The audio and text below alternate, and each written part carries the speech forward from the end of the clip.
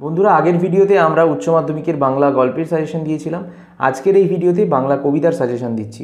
রূপনারায়ণের কুলে, আমি দেখি, ক্রন্দনরতা জননীর পাশে, শিকার, এই কয়েকটি কবিতা থেকে তোমাদের যে যে প্রশ্নগুলো পড়তে হবে সেগুলো আমরা ভিডিওতে দেখিয়ে দিচ্ছি। এই প্রশ্নগুলোকে ভালো করে প্র্যাকটিস করবে, মন দিয়ে প্র্যাকটিস করবে। আর এই প্রশ্নগুলোর সম্পূর্ণ উত্তর ও এমসিকিউ এসিকিউ এই চ্যাপ্টার থেকে কি কি আসবে তা তোমরা যদি সাজেশন আকারে পিডিএফ কিনতে চাও তাহলে আমাদের সাথে যোগাযোগ করতে পারো 9038602842। আরেকবার বলছি, 9038602842 এই নাম্বারে হোয়াটসঅ্যাপ করলেই আমরা সরাসরি তোমাদেরকে এই সাজেশন প্রোভাইড করব। তার জন্য অবশ্যই বলে দিই, এই বাংলা বিষয়ের একটি সাবজেক্টের দাম 150 টাকা। অবশ্যই হোয়াটসঅ্যাপে আমার সাথে কোয়ারিজ করতে পারো যারা সাজেশন কিনতে চাও। আর যারা ফ্রি সাজেশন চাও তারা পুরো ভিডিওটা মনোযোগ সহকারে দেখো। উচ্চ মাধ্যমিকের বাংলা কবিতা সাজেশন, রূপনারায়ণের কুলে প্রথম কবিতা। সেখানে প্রথম প্রশ্ন, রূপনারায়ণের কুলে জেগে উঠিলাম, কে জেগে উঠলেন? জেগে ওঠার আসল অর্থ কবিতাটির মাধ্যমে কীভাবে প্রকাশিত হয়েছে তা বুঝিয়ে দাও। জানিলাম এই জগৎ স্বপ্ন নয়, রূপনারায়ণের কুলে কবিতা অবলম্বনে কবির এই ভাবনা তাৎপর্য লেখো।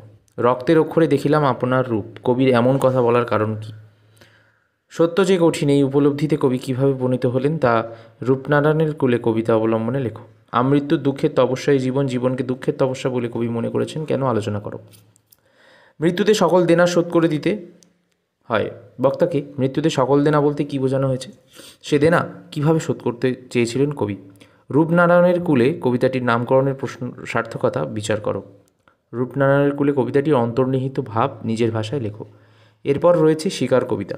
শিকার কবিতা থেকে প্রথম প্রশ্ন, জীবনানন্দ দাশের শিকার কবিতাটিতে প্রকৃতির অপূর্ব সৌন্দর্য, মানুষের হৃদয়হীন কদর্যতার যে প্রকাশ ঘটেছে তা নিজের ভাষায় আলোচনা করো।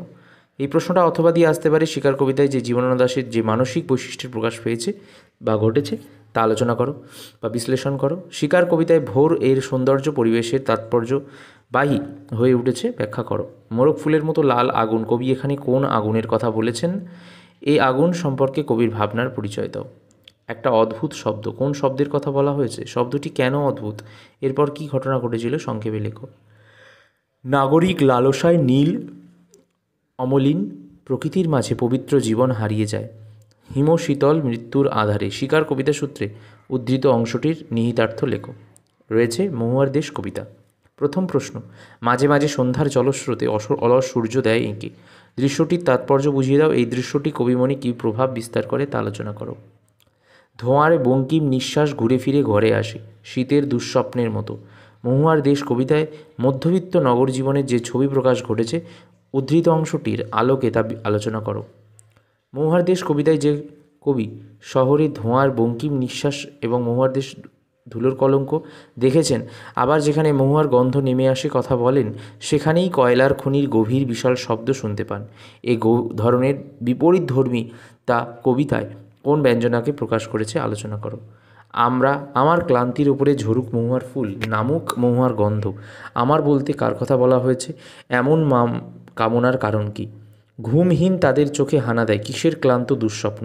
কাদের কথা বলা হয়েছে? তাদের ঘুমহীন চোখে ক্লান্ত দুঃস্বপ্ন হানা দেয় কেন? মহুয়ার দেশ কবিতাটির নামকরণের সার্থকতা বিচার করো। এরপরের কবিতা হচ্ছে আমি দেখি। প্রথম প্রশ্ন, আরোগ্যের জন্য ওই সবুজ ভীষণ দরকার। ওই সবুজ বলতে কবি কী বুঝিয়েছেন? সেই সবুজকে পাওয়ার জন্য কবি কী কী নির্দেশ দিয়েছেন?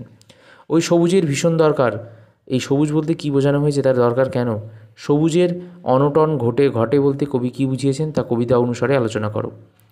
আমার দরকার শুধু গাছ দেখা, বক্তাকে তার গাছ দেখার কারণ কি?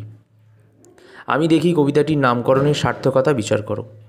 ক্রন্দনরতা জননীর পাশে, এই কবিতা থেকে কী কী প্রশ্ন আসবে? প্রথম প্রশ্ন, ক্রন্দনরতা জননীর পাশে কবিতায় কবি জননীকে ক্রন্দনরতা বলেছেন কেন? এই পরিস্থিতিতে কবি কী করা উচিত বলে মনে করেছেন? এই প্রশ্নটা ঘুরিয়ে দিতে পারে, কেন ভালোবাসা, কেন বা সমাজ, কিসের মূল্যবোধ বলতে কবি বুঝিয়েছেন, কী বুঝিয়েছেন নিজের ভাষায় আলোচনা করো। আমি কি তাকাবো আকাশের দিকে বিধির বিচার চেয়ে, এমন বলার কারণ কী বলে তোমার মনে হয় লেখো। আমি তা পারি না, কে পারেন না? না পারার বেদনা কীভাবে কবিকে আলোড়িত করেছে তা কবিতাটিতে লেখো। কবিতায় জাগে আমার বিবেক, আমার বারুদ বিস্ফোরণের আগে কবিতা অবলম্বনে উদ্ধৃত অংশটির তাৎপর্য বিশ্লেষণ করো। ধন্যবাদ। পুরোটা লিখে নাও খাতায়।